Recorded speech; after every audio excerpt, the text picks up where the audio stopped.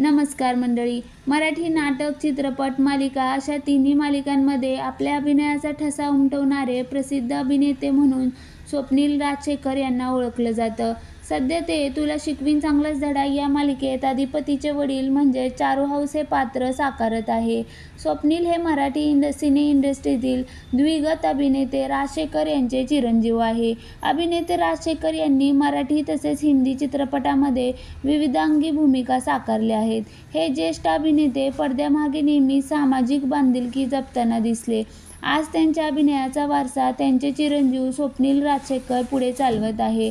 राजशेखर यांना 25 डिसेंबर 2005 रोजी निधन झालं. आज त्यांना जाऊन 19 वर्ष पूर्ण झालं. वडिलांच्या आठवणीत भावूक होत स्वप्नील यांनी पोस्ट शेअर करत आपल्या भावना व्यक्त केल्या.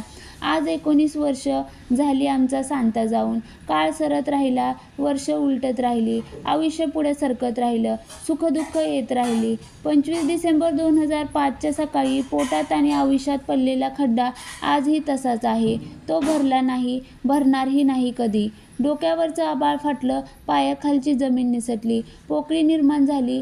या आणि अशा पुस्तकी उपमा कितीही थिटा आहेत हे क्षणोक्षणी जाणवतं अशी फिलिंग आहे आपला बाप या जगात नसण्याचं. गेली 19 वर्ष सतत एक विचार मन पोखरत राहतो की पप्पा होते तेव्हा किती संधी होती माझ्याकडे त्यांना भरभरून भेटण्याची, बोलण्याची, त्यांना स्वतःमध्ये साठवून घेण्याची. आणि तेव्हा किती निरर्थक, निरुपयोगी आणि भंगार गोष्टीत वेळ घालवला असेल मी. पप्पा हयात असताना त्यांना वेळ न देता उद्या कधी टाईम ट्रॅव्हल शक्य झालं तर मी त्यांना जाणं थांबवणार नाही कदाचित, पण त्यांच्या मॅक्सिमम काळ पप्पांबरोबर घालवेन.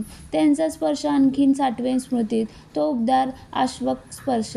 मी आहे रे, तू जिंकलास, हारलास, पडलास, चुकलास, माती खाल्लीस, रडलास, सगळ्या मी आहे तुझ्याबरोबर हे सांगणारा. दरम्यान स्वप्नील राजशेखर यांच्या पोस्टवर कमेंट्स करत अभिनेते राजशेखर यांच्याबद्दल अनेक आठवणी चाहत्यांनी देखील सांगितल्या आहेत. खलनायकाची भूमिका उत्तम प्रकारे करणारा एक चांगला कलाकार म्हणून ओळख असलेला आपला कोल्हापुरी ढाण्या वाघ किती छान आपल्या भावना व्यक्त केल्या आहेत. माणूस असेपर्यंत आपण कायम गृहीतच धरतो, अशा प्रतिक्रिया नेटकऱ्यांनी या पोस्टवर दिल्या आहेत.